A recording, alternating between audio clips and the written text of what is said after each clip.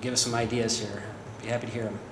Well, you've been dealing with this since November when the worksheets went out to the department heads. Since November, we've been hearing that we're going to need possibly layoffs immediately right after the renewal passed. So you've had a pretty good handle on where the expenses are, where the monies are going.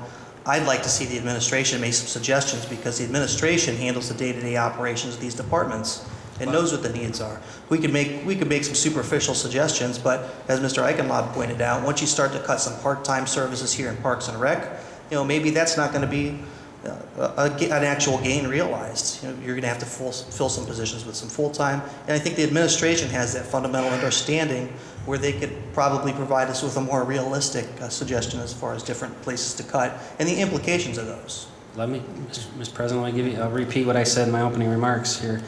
$500,000 in this building largely. That would be some cuts in the building department, engineering department,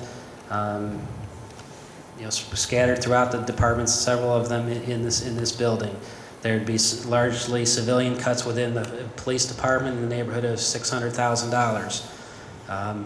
Our parks program, recreation, I should say, that would be eliminated. We're eliminated. We'll eliminate our. Just to understand this, we're talking about eliminating our recreation programs, eliminating them, and we'll probably save $500,000. Okay. I heard you when at the beginning of the meeting. I was just talking about. You even said the fire department more another $600,000 minimum. And what I just added right there, that's $2 million. There's still another $1 million to be had.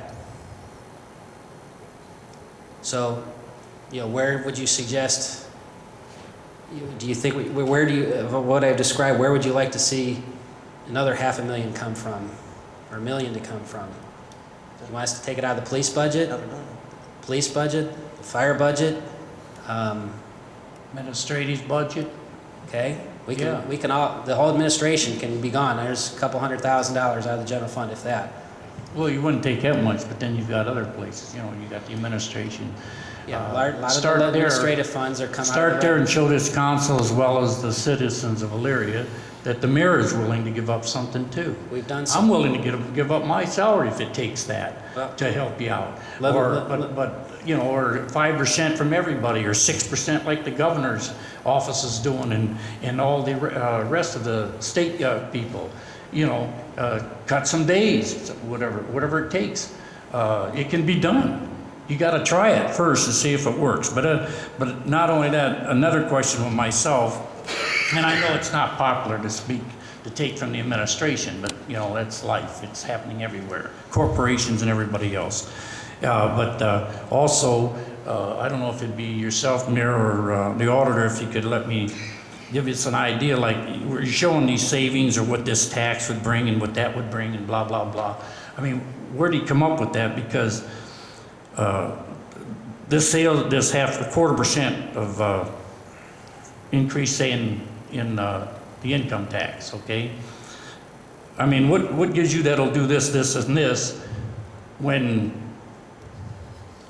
out here Invacare could lay off, Parkahanda could lay off some more, Ridge Tool could lay off. People are losing jobs and laying off and doing without it. I mean, there goes your income. And not only the quarter, not in this day and age, because nothing's staying and a lot are leaving. And so who are we going to get? No one's coming to Elyria with the economy the way it is and what's happening. It's not that they don't want to, it's just they can't. They're not expanding, they're closing up. Okay, Mr. President, if I may, on a couple of those. You've been in the room during a lot of this, but the full-time took no pay increase last year. Pardon? The full-time elected officials took no pay increase last year. No, the Marinette did. Pardon? You give it to the Marinette when they turned it down themselves. Full-time elected I officials, wasn't here, Mr. Schilling, Mr. Pileski, and myself took no pay increase last year. Last year, 08, or you give up 09. In 09, Mr. Pileski and I are donating back our increases as well back to the city. That's going on. We have one less assistant safety service director this year now than we had before. No, we've got an economic person that's taking his place. And we could eliminate that person. That'll save about $30,000 or so out of the general fund, maybe $40,000. And we can save $60,000, some thousand on one individual I just mentioned. The economic person. Some of that is for example. funded out of the Joint Economic Development District I funds. don't care what That's kind general of- fund. They all come out of some, this a little here, a little there. And we could eliminate that. Okay, so at best, maybe 60,000 or so, 70,000, let's say.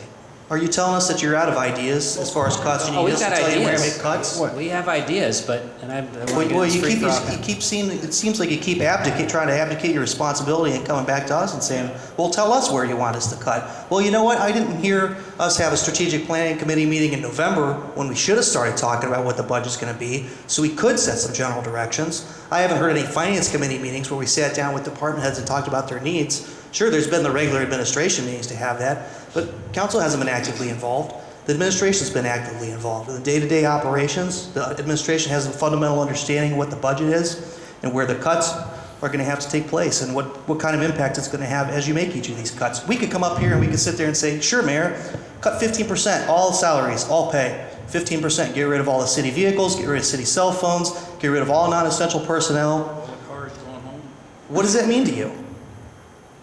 You're the one that has to execute it. You're the executive branch. We're the legislative branch. That's the way it works. What does it mean to you? What do you want us to do? Do you want us to micromanage your budget?